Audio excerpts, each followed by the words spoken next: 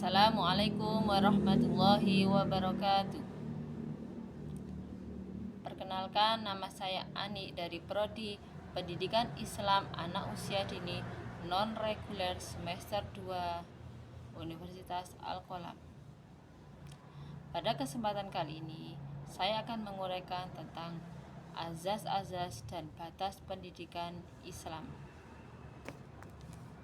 Azas-azas dan batas pendidikan Islam. Pendidikan Islam merupakan aspek penting dalam kehidupan Muslim yang tidak hanya menekankan transfer ilmu, tetapi juga pembentukan karakter dan moral berdasarkan ajaran Islam. Berlandaskan azas tauhid, Al-Quran dan hadis, pendidikan Islam bertujuan mencetak individu yang beriman dan berakhlak mulia serta berilmu. Sejak zaman Rasulullah SAW, pendidikan telah diterapkan melalui metode aplikatif seperti keteladanan dan dialog.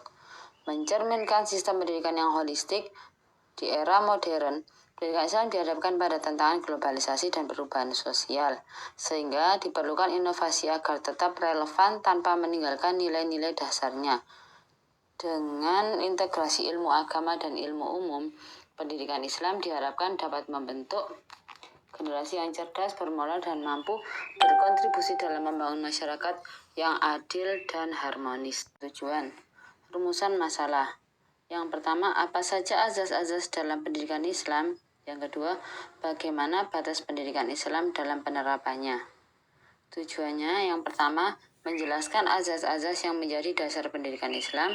Yang kedua, menganalisis batas pendidikan Islam dalam prakteknya. Ada 5 azas dalam batas pendidikan Islam. Yang pertama, azas ketuhanan, yaitu pendidikan Islam harus berdasarkan tauhid kepada Allah Subhanahu wa Ta'ala sebagai inti dari seluruh ilmu. Al-Ghazali menegaskan bahwa ilmu yang tidak membawa seseorang kepada Allah akan menjadi ilmu yang tidak bermanfaat. Yang kedua, azas akhlak. Pendidikan Islam harus menanamkan akhlak mulia sesuai dengan ajaran Rasulullah SAW. Menurut Hasan Langgulung, pendidikan Islam bertujuan membentuk karakter manusia yang berakhlak mulia sesuai dengan tuntunan syariat. Yang ketiga, azas keseimbangan.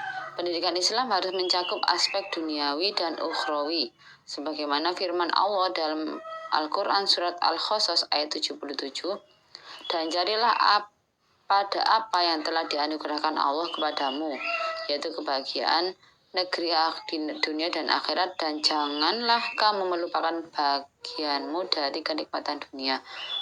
Al-Quran Al-Qasas ayat 77. Yang keempat, azas individual dan sosial. Pendidikan harus memperhatikan perkembangan individu sekaligus membangun kesadaran sosial. Rasulullah SAW bersabda, sebaik-baik manusia adalah yang paling bermanfaat bagi manusia lainnya. Hadis riwayat Ahmad. Yang kelima, azas keilmuan. Islam menekankan pentingnya menuntut ilmu sebagai kewajiban bagi setiap muslim. Dalam Al-Quran surat Al-Mujadilah ayat 11, Allah berfirman, Allah akan meninggikan orang-orang yang beriman di antaramu dan orang-orang yang diberi ilmu beberapa derajat. Al-Quran surat Al-Mujadilah ayat 11.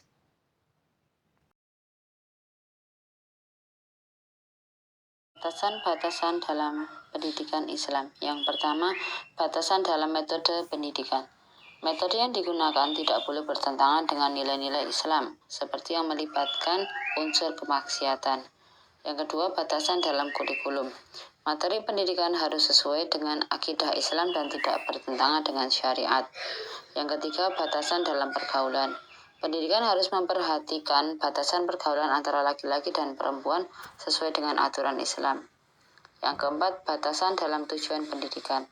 Pendidikan harus bertujuan untuk mendekatkan diri kepada Allah, bukan sekedar mengejar kepentingan duniawi semata.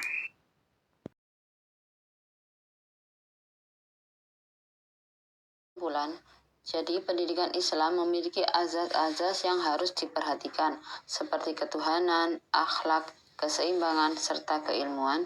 Selain itu, terdapat batasan-batasan dalam pendidikan Islam yang harus dijaga agar tetap berada dalam koridor syariat Islam.